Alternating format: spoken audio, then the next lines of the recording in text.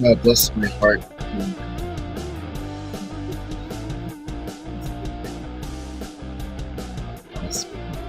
Always trust in you.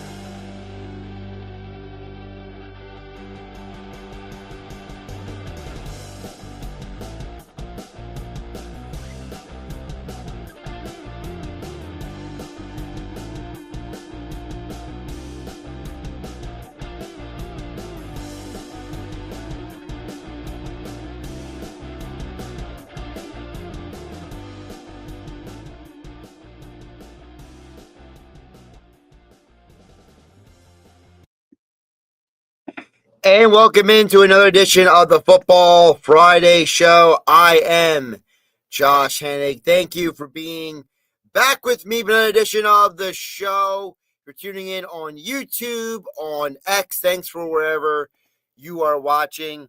We are live here in the 97.3 ESPN studios per usual.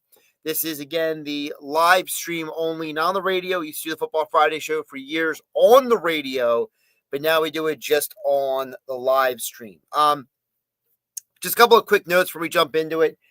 I did want to say, before we actually get into anything else, I did want to say, I have been contemplating all week trying to do this show and picking BYU to cover.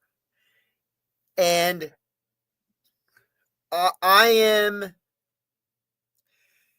am so uncertain about this game that I'm just going to ride with it anyway. I'm not going to overthink it. All the numbers tell me that don't take BYU. Well, it's now minus 20. It was actually started the week at 17.5. Now it's up to 20. So my projected score for the game is 35-16. Well, that doesn't cover 20 points, but we are going to consider the reality. What's the reality? Excuse me for a minute. We're going to consider the reality that West Virginia has lost 2 straight games by 30 points since their quarterback bailed on them. And I got to be honest with you guys, I am very confused about what's going on at West Virginia. I'm just gonna keep it tilted like this. Sorry, guys. I'm a little tired. It's been a long day, and to be blunt with you guys, I spent way too much time today doing things that are not technically my primary responsibilities today. So I do have the cheat. I do have the review from last week. So let's get into the picks. But yes, one of the picks is West Virginia at BYU minus 20.5. If we get it wrong, we get it wrong. I just don't even care about it anymore. Like, there's only so many times you can read the numbers. Jeff, late start for you. You have to be on the road at 8:30 a.m. I got to be back in this building in 12 hours. Well, 13 hours, but you get the point. And all right, I'll guess. Go Phils. By the way, for the Phillies game tomorrow, so Hanging with Hennig will be live from 12 to 2 tomorrow. Then I will do a special lead-in to the Phillies game when the Cubs-Brewers game ends, leading you right up to first pitch of Phillies Dodgers tomorrow on 97.3 ESPN and streaming live on YouTube and X, or YouTube and X. One of these days, I'm going to get the reverse right. Oh, my goodness. By the way, I didn't tell you to take Penn State to cover. I told you to take Oregon to cover. They covered.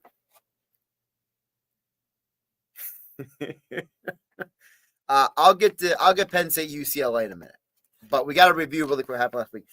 So overall, we went 7-5 last week. Okay, in the college football picks, and I think the part of the reason why we went with that number last week was mostly because of the fact that, and I gotta be blunt with you guys, I think that last week was a perfect example of when trusting the numbers can get you in trouble, right?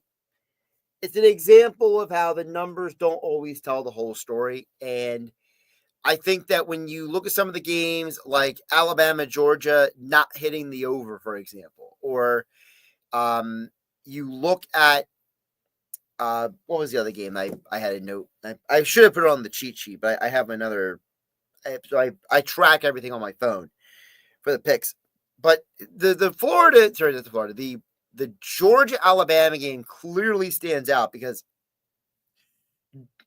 Georgia had like 200 rushing yards in the game. It was absolutely insane.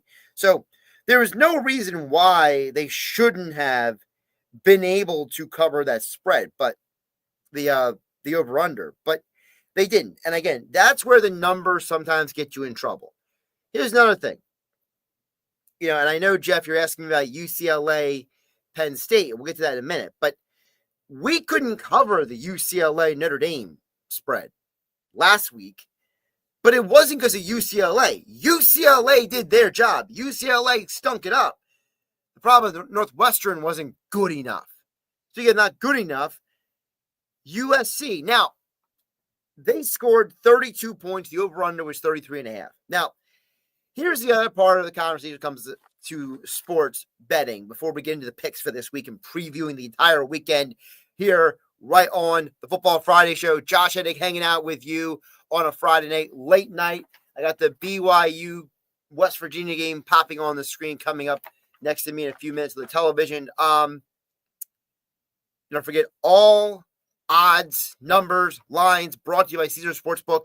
Use my promo code in New Jersey, Radio20X, to get 20 free bets for new users only. For more information, visit CaesarsSportsbook.com/promos. If you or someone you know has a gambling problem, call 1-800-GAMBLER. The USC game is interesting because the USC game is an example of how you can't predict sports all the time. So, USC went on the road to Illinois. Now, I know some of you out there are saying, well, Illinois beat them 34-32, but that wasn't our bet. Our pick for the show was Illinois does not have a good defense. USC should be able to score 35 to 40 points in the game.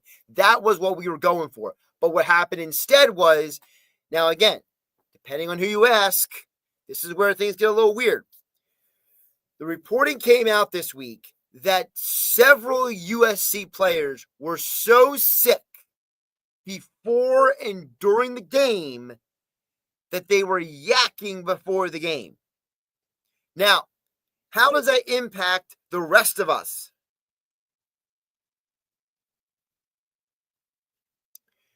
Well, it impacted the rest of us because multiple offensive linemen, a couple of skill position players, apparently all sick. So, apparently a sick and tired USC Trojans offense can only score 32 points. So sometimes it's not about the bad beat. Sometimes it's just about unfortunate series of events. By the way, the Phillies pregame show, I'm going to assume we are going to go on the air around 5:15 tomorrow. That's my working assumption. And the reason why that's my working assumption is because the Cubs-Brewers game first pitch is 2:08, and I'm going to assume it's going to be a 3-hour game. Excuse me, I dropped my papers. This is a fine operation I got going on here. So my working assumption is we're going to be on the radio from 5:15 to about 6:30 tomorrow for the pregame. And then the regular main show will be 12 to 2 on 97.3 ESPN. So it's kind of like you're going to get 2 hours earlier in the day and an hour and change later in the day. So, all right. Before we get to the picks, also in the NFL, we went 10-9. And I think the biggest lesson from that is in life, less is more. That's my big takeaway. Less is more. Okay? That's how I look at that. So we tried to go less this week. I know it doesn't look like I did less because of all the writing, but I actually made the type a little bit bigger for myself so I can read it faster and easier. So we're going to try to keep this short, sweet, and to the point. Again, we are live every Friday night for Football Fridays and then Hanging with Hennig Saturdays on 97.3 ESPN, streaming live on YouTube and X. In the Dr. Squatch Virtual Studios, presented by Tropicana Atlantic City, the Gridiron Pit, the ultimate watch and wager experience with high-definition TVs, table games, and Tailgate-inspired menu. Only at Tropicana Atlantic City, every Saturday and Sunday, all football season long, and that includes the NFL playoffs. All right. By the way, we'll be back at Tropicana on October 25th. We'll be on the road at yesterday's Creekside Tavern Marmora on October 18th. So we will be out and about in the coming weeks as well. If I have any more outings, I will let all of you know. All right. Enough procrastinating, enough delay. Everyone on board, let's get into the preview for the weekend. Let's start with the Saturday games, 12 o'clock. We're going to start with Clemson, North Carolina. And I'm not just starting with them because it's one of my picks. I'm starting with them because I think this game is going to define the rest of the season for these teams. This could be the game that Clemson uses to catapult themselves back into contention in that conference, or this could be the game that completely ends them in the conference. Clemson's offense is one of the worst in college football. They're averaging 19.8 points per game. Not that the North Carolina Tar Heels are any better. They're 21 points a game. These are two very disappointing football programs. Two football coaches, we all, myself included, and a lot of other experts, we expected a lot more of these coaches. Bill Belichick for North Carolina and Dabo Swinney for Clemson. And I think it just goes to show you that ego is the doom of so much in this world. Ego has gotten in the way of so many people's success. And it's part of the reason why I'm going with the under 46.5. Not just because my projected score is 22-20 Clemson, but because of the fact that these are two disappointing teams, two of the worst scoring offenses in college football. And I think that they are both suffering from their own ego, their own bravado, their own, I'm the best. I know everything. I'm the great, whatever's going on in their head. I genuinely think that there's a problem there. I genuinely think that there is a huge problem in both those football programs. All right. Wisconsin at Michigan. I'm taking the Wolverines minus 17.5. And even though my analytics only show this, the analytics for me, my formula that I've been using since I've been using this longer since 2018. When 2018 is when sports betting became legal in New Jersey, but I've been using this formula since 2006, okay? 2007 is when I first started using this formula. But the idea is that even though I have this at the projected score of 31-18 for Michigan, it should be noted that the formula does not factor in the reality that Wisconsin has been at their worst the last 2 weeks, allowing 38 points to Alabama and 27 points to Maryland in two very lopsided losses. And now they're going to a Michigan team that has scored at least 30 points in three of their 4 games this year. I think Michigan's defense is very underrated. I think Wisconsin's offense is obviously bad. And Luke Fickell at Wisconsin has just been a bad fit there. I really thought that Luke Fickell was going to do a great job at Wisconsin. He's had a huge recruiting problem. And I don't know if it's because where Luke Fickell's from. I don't know if it has something to do with the reality that Luke Fickell just is who he is, right? That Luke Fickell is never going to be the greatest recruiter in the world. So maybe he just did a good job in Cincinnati. That was it. I can't answer that question clearly and fully for Cincinnati. And I just drew a blank on what he was. But the point is that Luke Fickell is just, he hasn't done the job people thought he was going to. So I think Michigan's just a better football team. And even though the analytics only have this one being a 13-point spread, I think Michigan wins this by 20. I think Michigan's just a better team, and I think Wisconsin's going to be sent home packing. You always want to lean to the home team in many instances, and you'll see that throughout this list that there's a lot of home leans on this list. Like our next game, FIU at UConn. Now, UConn is a program that I've been watching very closely because they hired Jim Mora Jr., and I've been curious to see how Jim Mora Jr. is going to do at a football program that has such a long history of losing. And he's done an okay job.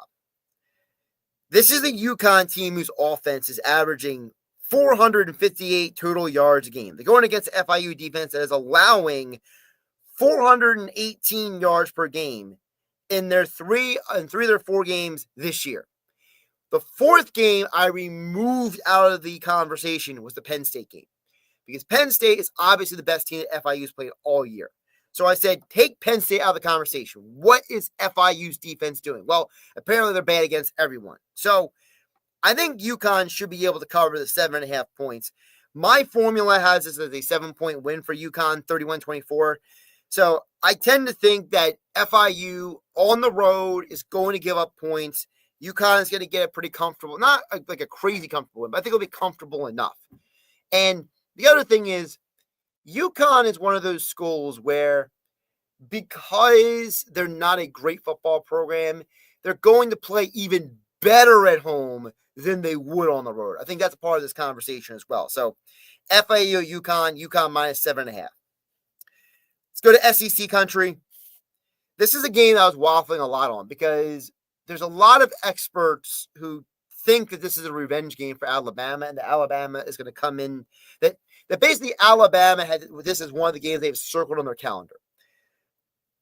But I think Vanderbilt has this game circled on their calendar too. And I don't want to forget about that. I don't want to forget about the fact that Vanderbilt, this is as big a game for them as it is for Alabama. So I tend to look at this game and I see a Vanderbilt team who has a high-scoring offense. These are 2 quarterbacks, Diego Pavia and Ty Simpson. They're both averaging just under 3 touchdowns per game. And if you think about it, just off the bat, if Pavia and Simpson both can get 21 points on the board, you're already at 42 points in this game. These are 2 high-scoring offenses who have defenses who are not great. Let's be realistic. The reason why Georgia didn't score more points last week is because Georgia basically ran the ball more than they threw the ball. They didn't push the pressure and the momentum and the method of the game. So I tend to think that Vanderbilt is going to be much more aggressive, much more assertive. So I like Vanderbilt to cover the 10.5 points and for the game to hit the over 55.5. My projected score for this game is 33-28 Alabama. I think Alabama still wins the game. I don't think Vanderbilt's going to upset them and beat them outright like they did last year when Alabama traveled to Vanderbilt and Vanderbilt took them out. I think this is going to be more of a game where Vanderbilt keeps it close. Alabama pulls away at the end. I wouldn't be surprised with a situation like Ty Simpson has a game-winning drive at the end of the game. But 10.5 just feels way too much for a game that you have 2 teams that are kind of equal at this point. All right, next game. Another confounding spread for Syracuse. And you know what? At this point, we're 2-1 picking Syracuse games this year, so might as well ride with the trend, right? And the trend is Syracuse is a 17.5-point dog at SMU. Now, look, I picked Syracuse previously to cover the spread, and Syracuse won the game outright. So read into that what you will, but I do know one thing for sure. SMU has only beaten 2 teams this year: Eastern Texas A&M and Missouri State. And I got to tell you guys, I did not know that there was an Eastern Texas A&M until I started doing research on this game. SMU has allowed 35 points to TCU and 48 points to Baylor in their losses. This SMU defense is garbage. They are bad. And now you have a Syracuse team that is averaging 30 points a game on the road. Syracuse is one of the most disciplined teams in all of college football. They are top 45 in fewest penalties against, and fewest penalty yards gained. SMU is the opposite. They are the most penalized team per game in major college football. They have allowed the 5th most penalty yards against them in college football. They're a bad defense. They get a lot of penalties called on them. This is going to be a game where I don't know if Syracuse wins the game outright. But I think SMU is going to find out really quick that Syracuse, they might not be TCU or Baylor, but they're definitely not Eastern Texas A&M. I think Syracuse goes to SMU and makes this a touchdown game, and SMU survives to win the game. Like I said, my projected score is 31-28, SMU winning by a field goal. So 17.5 covers for Syracuse. I feel pretty good about that. All right. 3 more college games. We're going to run through them here, and then we'll get to the NFL. Texas at Florida. This is an example of 2 quarterbacks with incredible preseason hype. Very underwhelming. Look, Arch Manning, I think the problem, okay, so here's my theory with Arch Manning, because I've heard a lot of people talk about this. I heard Joe Clapp bring this up. I heard Jesse Palmer bring this up. I heard Dan Orlovsky bring this up. So that's 3 different quarterbacks all bring this up. They all claim that Arch Manning's mechanics is bad right now. That his footwork is not good. His release point is not good. And I'm just wondering how a guy who comes from a family of quarterbacks, his grandfather was an NFL quarterback, his uncles are Peyton and Eli Manning, how a young man who comes from that pedigree can be that mechanically messed up. And my only answer for it is I think Arch Manning is letting the pressure get to him. I think that, listen, he's still a young man. He is nowhere near maturity. And I tend to think that him being so young is part of the reason why he has struggled. And he has had the bad footwork. He has the bad arm release points. I mean, he still makes some great throws, but it's off of arm talent. It's not because he's reading the defense properly. And that's where he's going to struggle, because this Florida defense is going to be the best defense Arch Manning in Texas has seen since Ohio State in week 1, Labor Day weekend. These are 2 very good defenses. My projected score for this game is 24-15, in part because I think DJ Lagway is also going to struggle. The Florida offense has scored no more than 16 points in the last 3 games. 2 very, very, very bad offenses against very good defenses. I think it'll be low scoring. I like the under 41.5. And I just hope that at some point this year, it won't be this week, but I hope at some point this year that Texas or Florida can kind of find their way and end the season on a positive note, because I do think that DJ Lagway and Arch Manning, from everything I've read and heard, they're both quality human beings. They're both guys who they work hard. Their teammates love them. They care about their teammates. They help out around the school. They help the community. All the good stuff that you hear about, right? And so I'm just hoping for their sake that this is just a bad year and they can find their way later this year and kind of get on a nice finish to the year. But for now, under 41.5, Texas, Florida. Staying in the state of Florida, we're going with Miami, Florida State. This is one of the biggest rivals in college football of the last 40 years. Some people might not know that, because if you're not old enough, you don't remember the U versus the tomahawk chop of Florida State. You don't remember how it was in the 80s and the 90s and the early 2000s when these schools were there was a run from like the early 90s to like almost the mid 2000s, where Florida, Florida State, and Miami were like three of the 5-10 best programs all of college football. And there was a time in college football where like every great player was at those three schools. And if they weren't at those three schools, they were probably at like Notre Dame, Ohio State, or Michigan. Like it was literally the three schools in the Midwest and the three schools in Florida had all the great players. And then Texas and Oklahoma got like the rest of them. Like that was college football for like a 15-year period, basically. And so there was a time where like Florida State and Miami was almost like deciding the national championship picture every single year for a time.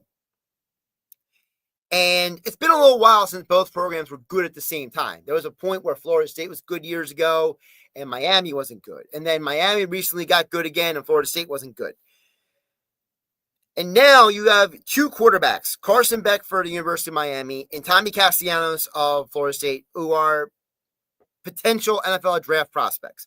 They both have pro aspirations, but the bigger storyline of this game is not the quarterbacks, even though some people will try to tell you that. The key for this game is going to actually be, this is an unstoppable force versus an immovable object game.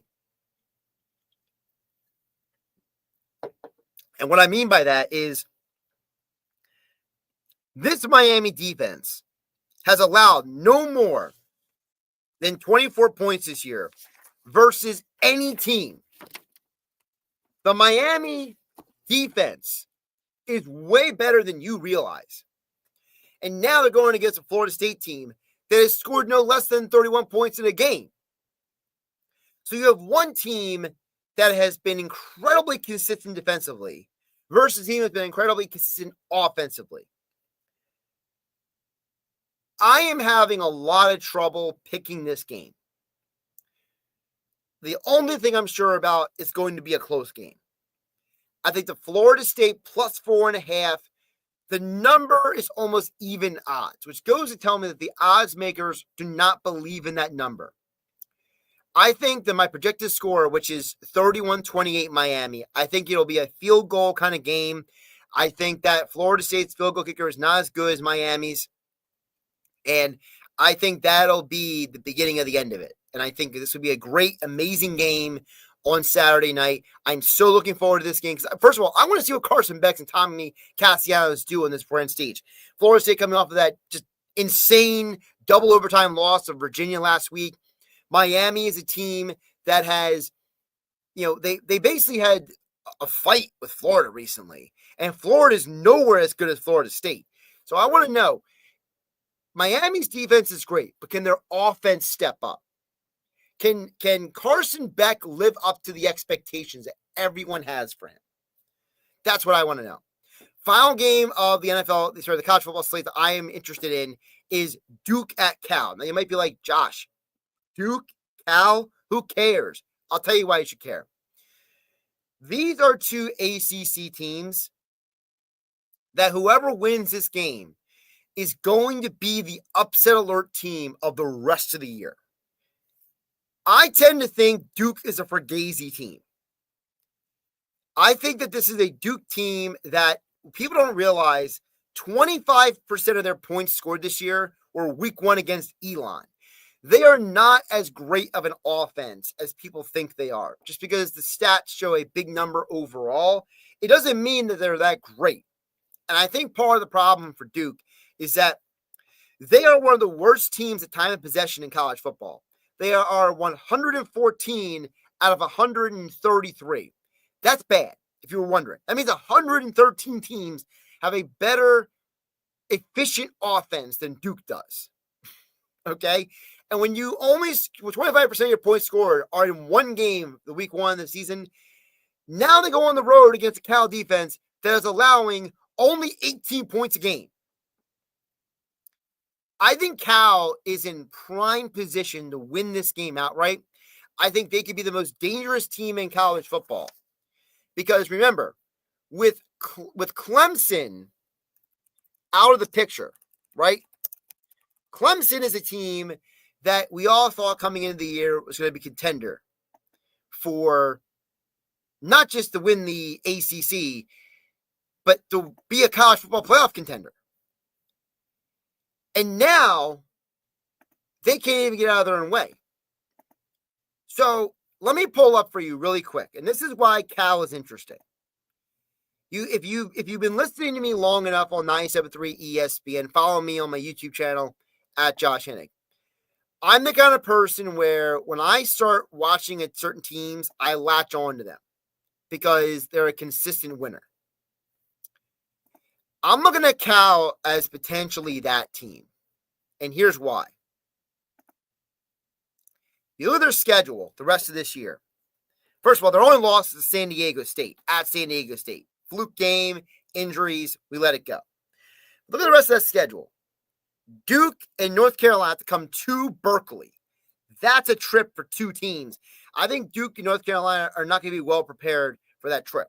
Late night on the East Coast, 10:30 East Coast time. Oof, that's rough. But then they go to Virginia Tech. Then they got Virginia. Then they got Louisville. And then the last game there's SMU. If Cal can make that run, because I'm going to assume right now, if they beat Duke on Saturday, which, again, they are technically the underdog, but I'm picking them to win the game. If they beat Duke, they will be favored in 1, 2, at least 4 of their final games. And the other ones, they will be marginal underdogs, only because it's at Virginia Tech and at Louisville. But there's a strong possibility that Cal makes a run in the ACC. And if Cal is in the ACC championship game, that's an interesting conversation, folks. That's a conversation I think a lot of people are not willing to have. Because the Cal Bears at 4-1, they have a chance to completely disrupt everything in college football. There's nobody out there who thought that Cal was going to be a major contender this year. Nobody. And now you're talking about a Cal team who people just didn't know who they were. But the big key for them this year has been the fact that their defense. Their defense has played at a very, very high level. And outside of the San Diego State game, they have been incredibly consistent defensively. And their defense has done the job where they've kind of like held the offense in, like, hey, we're keeping the game close. Just score some points, okay? Just for a little context, okay? For anyone who's wondering. The Cal Bears are top 40 in almost every defensive metric. They're allowing 307 total yards a game. That's crazy, especially in today's world of college football. But really where their butter is, where they really have excelled this year, and I think this is why they can run the slate, at least for me, why I think they can run the slate, is the fact that they are a bend but don't break defense. They are saying, we're just not going to allow you guys to score. They basically have gotten to the point where they're basically telling teams, I dare you. Now, San Diego State, they played a little, Russian roulette and they lost, right?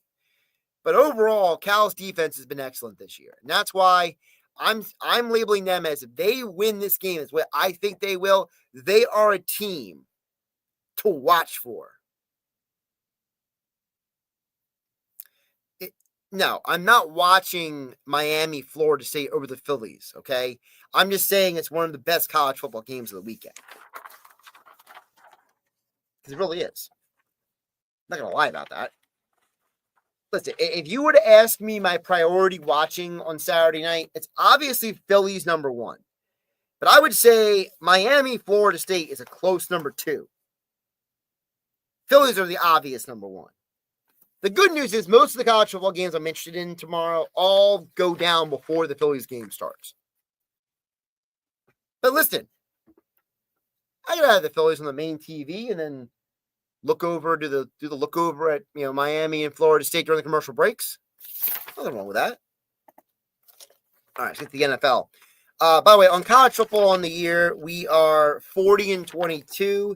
In the NFL, we are 32-22. So we got to get the NFL games a little bit better. So I got a bit of a mismatch of picks for the NFL weekend. Let's start with the Eagles-Broncos game, of course. That's the game I will be watching the closest, of course, because it's the Eagles. But I have no feel for the number. I think the numbers, it's very weird because the Eagles hit the under the first two games of the year. They hit the over the second two games of the year. I think the Broncos have a good defense, not a great defense. I think the Eagles have a really good defense, but not a great defense. I think that this game is going to be right around the number. When I ran my numbers, that over-under, I hit it on the nose. And that tells me I don't have a number for this game. But what I do like in this game, plus 180 odds for a prop bet for the Eagles game. A.J. Brown, anytime touchdown. Look, A.J. Brown has created so much consternation, so much anxiety, so much angst among the fan base and inside that organization, whether they want to admit it or not.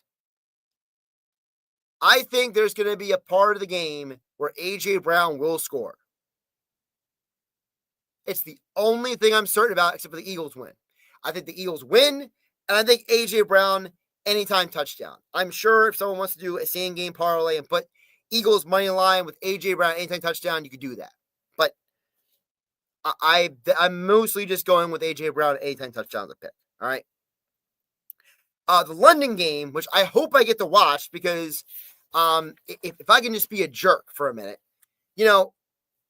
while I love, not love, okay, while I enjoy going to La Scala's and Brigantine for the Locker Room with Billy Schweim show on Sunday mornings on 97.3 ESPN and being a part of the crew and all that stuff, I don't enjoy the fact that the people at the Scala's don't always turn the TV on the TVs early enough for me to watch these games and the international games. And I'm just going to say, when we used to do game broadcasts at yesterday's Creekside Tavern in Marmora, okay, one of the proud sponsors of Hanging with Hennig on 97.3 ESPN, if I need an international game on, they put that on the TV. And I'm just letting you guys know, if you want me or our station to be out at your location, we're a sports station, okay? See that? Sports. See the sports all in this room? Sports! Can you please, for the sake of anything holy and sacred, just put the game on? Don't leave the news on. Don't leave Meet the Press on. Meet the Nation, Meet the Press, whatever these shows are called. Who cares? I don't want politics. I just turn on social media because it's all over my feed now. I digress. International game. 6 of the last 9 NFL international games have hit the under. Browns are starting a quarterback with a new alarm in Dylan Gabriel. The Vikings are starting a backup quarterback without 4 starting offensive linemen. This sounds like a recipe for Jim Schwartz, the Browns defensive coordinator, and Brian Flores, the Vikings defensive coordinator, to just go nuts. Under is the play. Under 36. I don't know how we're getting there. I ran the numbers. I hit 36 on the nose. So I would say you might be better off creating one of those same game parlays where like you take the Vikings Browns number up a little bit and combine with a couple other props, like maybe like under passing yards for Dylan Gabriel, under passing yards for Carson Wentz kind of thing. Jeff is asking about Penn State UCLA pick. It's not on the sheet, but I'll give a pick just for you, Jeff. All right. What's the spread? We're doing this live. Do it live. If you don't remember what that is, you get a point for you. I don't know. If you knew what that reference was, the next time you see me out of remote, I'll give you a hat. If you know what the reference I just made is, I'll give you a hat. Unless you already have a hat. We'll do it live. Let's see here. Oh, well, I'm on the wrong week. That's probably why. Penn State, UCLA. See, the problem with this game is Penn State's on the road. UCLA is really bad. What's the spread here? 24.5. I don't like it. Penn State hasn't covered the spread all year. Isn't Penn State like over against the spread this year? Yeah, they're 0-for-8 against the spread. They are 0-for-4 against the spread. How bad is UCLA? UCLA has covered the spread once this year. UCLA has hit the under in all but one game. Penn State has hit the over in 3 out of 4 games. I mean, without running my numbers or my formula, I would say that Penn State is going to win the game and they're not going to cover. Watch Penn State win by 24, which means they won't cover the 24.5 point spread. That's probably what's going to happen. All right, back to the NFL. By the way, you could guys be like Jeff and jump on the YouTube channel and ask your own questions as well. We're just hanging out. Although we're only going to be here for another, 5 to 10 minutes because I got work to do, and I got to be back here to do Hanging with Hennig tomorrow at 12 o'clock on 97.3 ESPN. 2 more props I got for you guys. Jalen Waddle over 57.5 receiving yards versus Carolina. Let's be realistic. Carolina's defense is not very good, and Waddle is now the Dolphins' number 1 receiver without what's his name? Without Tyreek Hill out there. By the way, I was telling this to a buddy of mine the other day. I think Tyreek Hill going down, I hope is like a catalyst for the Dolphins to win the next 10 games. Like, I hope the Dolphins win 10 straight games with Tyreek Hill injured. Like, I despise that man so much, and how the fact that this man has been accused by multiple women of domestic violence, and he's always in legal trouble. He's always having problems. And it's like, people keep giving this guy opportunities. I want that Dolphins team to prove that he is a toxic piece of you-know-what in that locker room. And I want them to go on a winning streak, save Mike McDaniel's job, and then they'll trade him to Siberia in the offseason. I know that's impossible, but I still want it. I'm tired of these. God forgive me. I was going to say something I shouldn't be saying. I'm tired of these individuals who are just scum human beings being given opportunities just so they can run fast, jump high, and play sports. Our society has fallen so deep down the rabbit hole that we have allowed ourselves to value people for the wrong reasons. And I understand to some people, they're like, well, why do these women keep running into him? Well, running to him, hanging out with him, doing, all this stuff. And I always go back to the fact that blaming the victim for something that happens is not a solution. It's a distraction. Okay? When you blame the victim for something bad happening to them, what you're doing is you're saying what happened. You're delegitimizing the bad thing that happened to them. Okay? The reason why so many of these women run to people like Tyreek Hill or get manipulated by Deshaun Watson or, whatever the name, fill in the blank, whatever athlete, okay, you want. The reason why these things happen is because these are women who grew up in bad environments.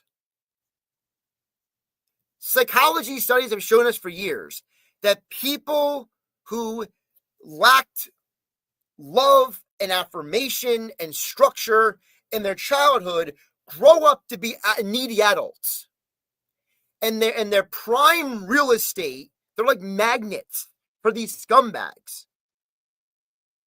And we live in a world where Cain Velasquez, the former UFC heavyweight champion of the world, had to go to jail because he went after the man who molested his nephew, who was a repeat sex offender, who was allowed to work at a daycare.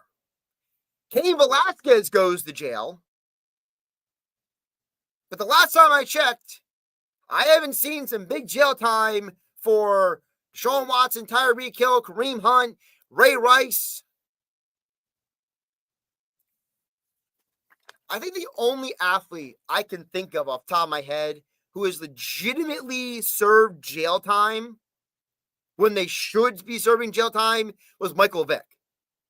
And I got to ask you guys, is it really right that a man who was involved in a dogfighting ring is the only one who gets jail time? Let that marinate on your plate there for the rest of your evening. All right. I'm done. I'm done with that rant. I see you, okay? Yeah, you're dying over there. Everybody loves when Josh loses his mind. Daniel Jones, over 229.5 passing yards versus the Raiders. Raiders defense is allowing 228 passing yards per game. The only quarterback to throw for under 210 passing yards against the Raiders defense this year is Marcus Mariota, and that was 207. So he was only 3 yards off of 210 yards. Look, Daniel Jones averages almost 230 passing yards a game. I think the Colts offense is going to bounce back this game. The Raiders defense is nowhere as good as the Rams defense. So I think Daniel Jones over 229.5 passing yards. Texans at Ravens. I like the Ravens team total under 19.5 and the whole total under 40.5. So my projected score for this game is 24-13. That's a grand total of 37 points. Because the Texans are top 5 in almost every defensive metric you can think of. They're allowing 12.5 points per game.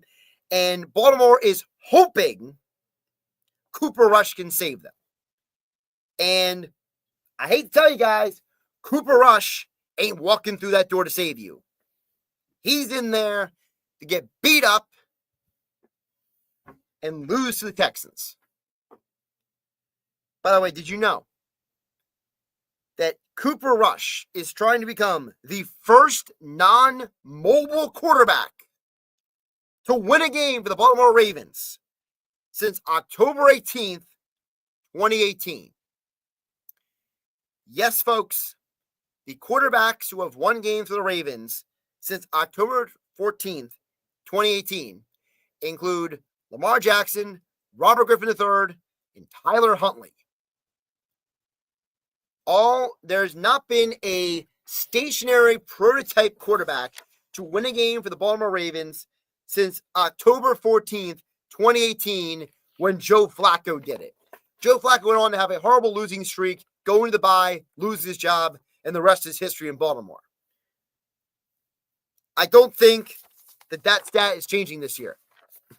Just put it out there. Listen, but in all seriousness, the Texans defense is going to destroy the Ravens offense on Sunday. And I think there's going to be some legitimate questions in Baltimore about, is their season already over? Because Baltimore was a team that a lot of people thought was coming into the year to be one of the best teams in football. And now, if they lose another game, they're going to be so far back in their division that you got to question, how are they going to win the division?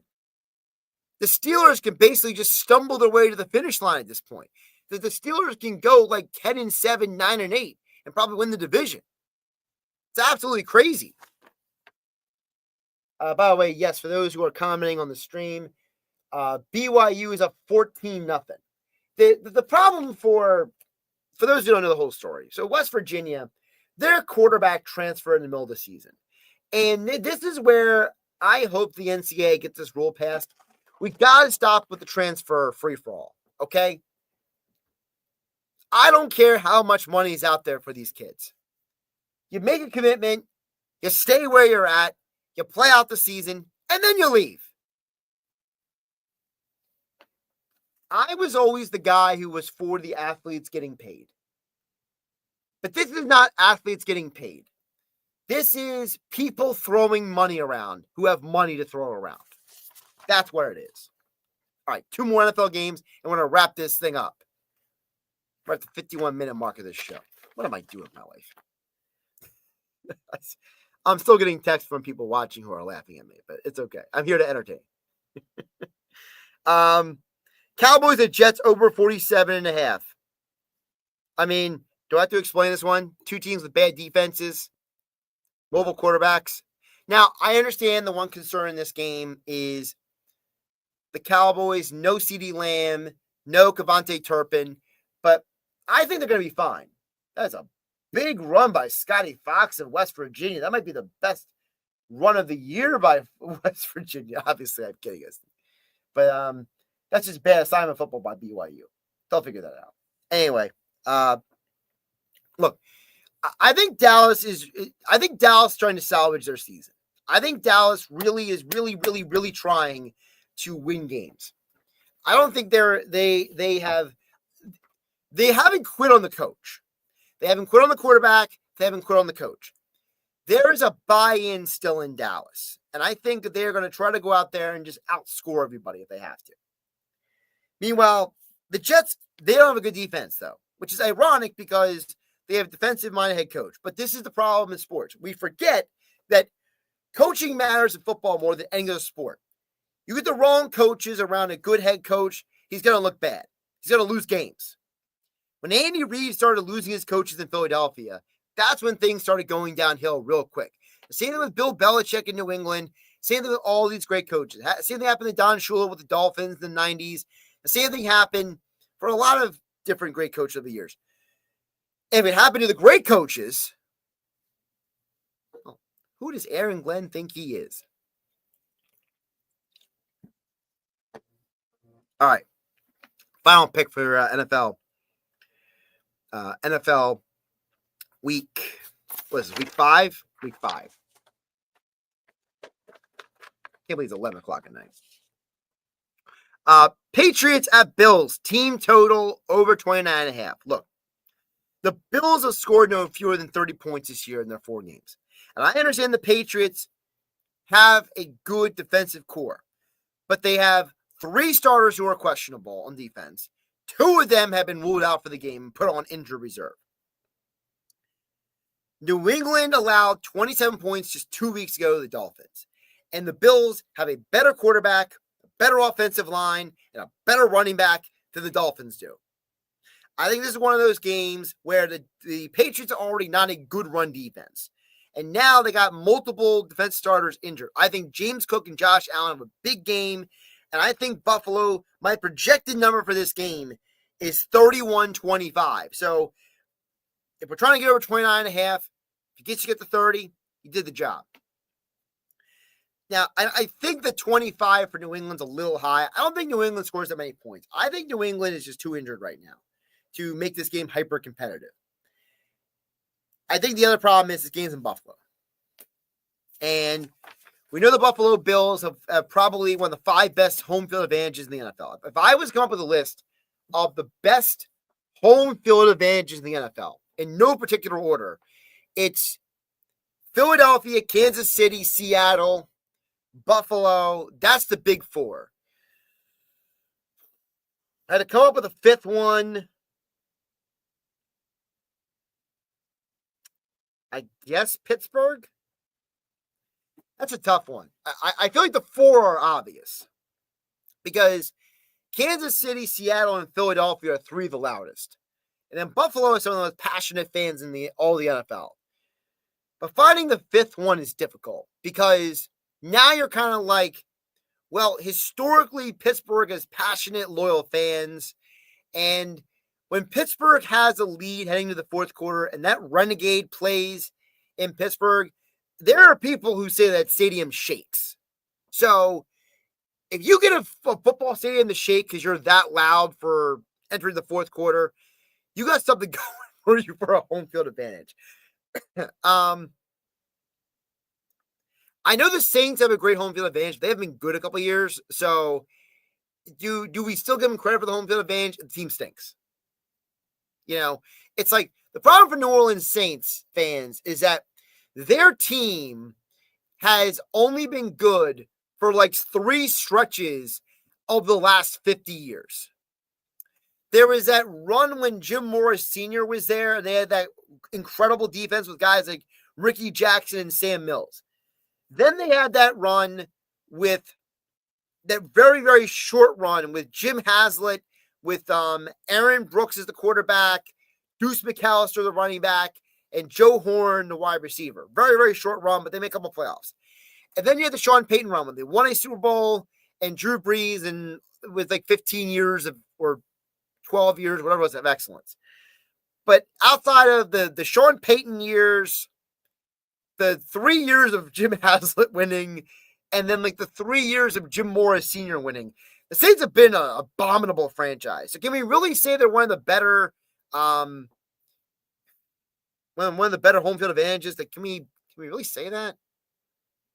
I don't know. I had trouble doing that. So the only other teams that I think deserve to be in the conversation: Denver, Mile High, and the fans are passionate. That's one. And then another one for consideration, I would say, is, Minnesota is pretty passionate. Minnesota Viking fans, those playoff games, they get loud. Okay? So, and Green Bay is a great home field advantage, but I feel like no one goes to Green Bay like worried.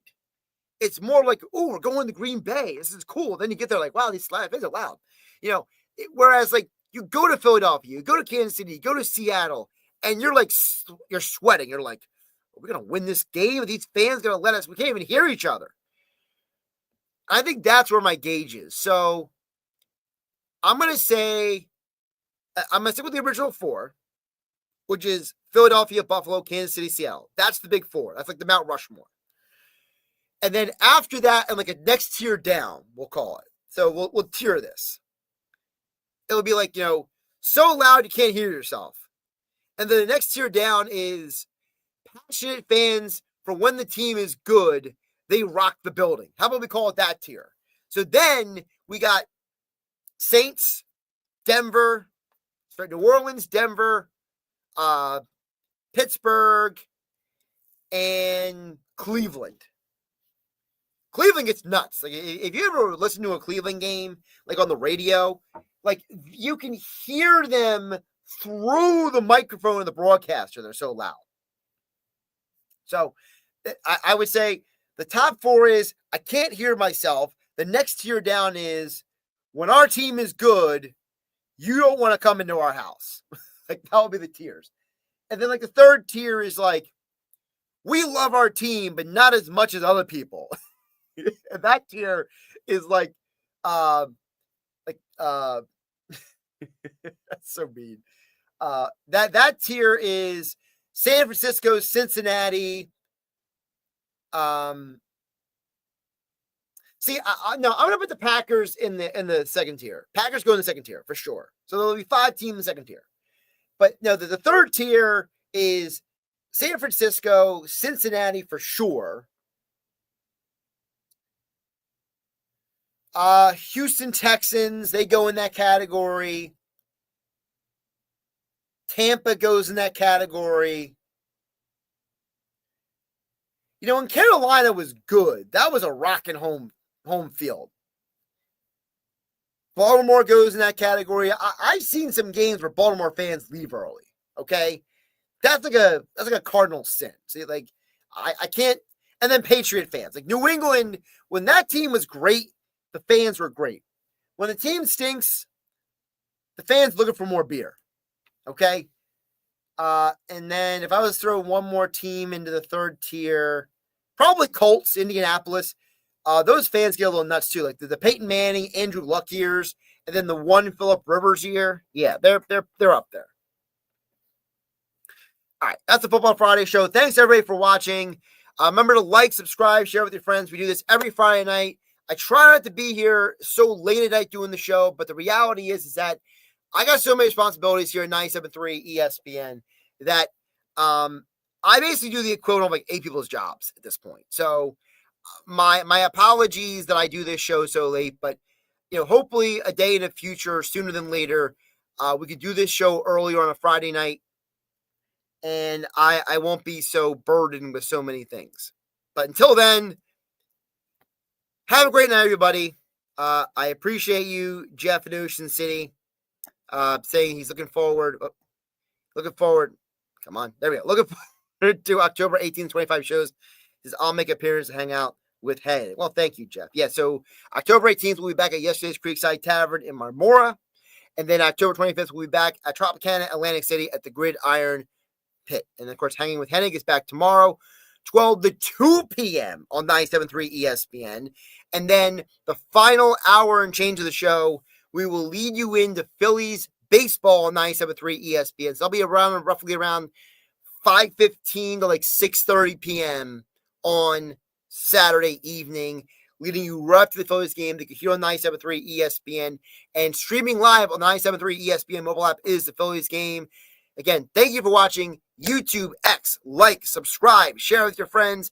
Have a great night, everybody, and I will catch you tomorrow for Hanging with Hennig, starting at 12 o'clock on 97.3 ESPN. And don't forget, all of these picks, they're previews. I am not telling you to gamble. I am not telling you what you should or shouldn't do with the information. You have a gambling problem, please call 1-800-GAMBLER. Take care, everyone. Catch you tomorrow, 12 Eastern on 97.3 ESPN and streaming live on YouTube and X at Josh Hennig. Have a great night, everybody.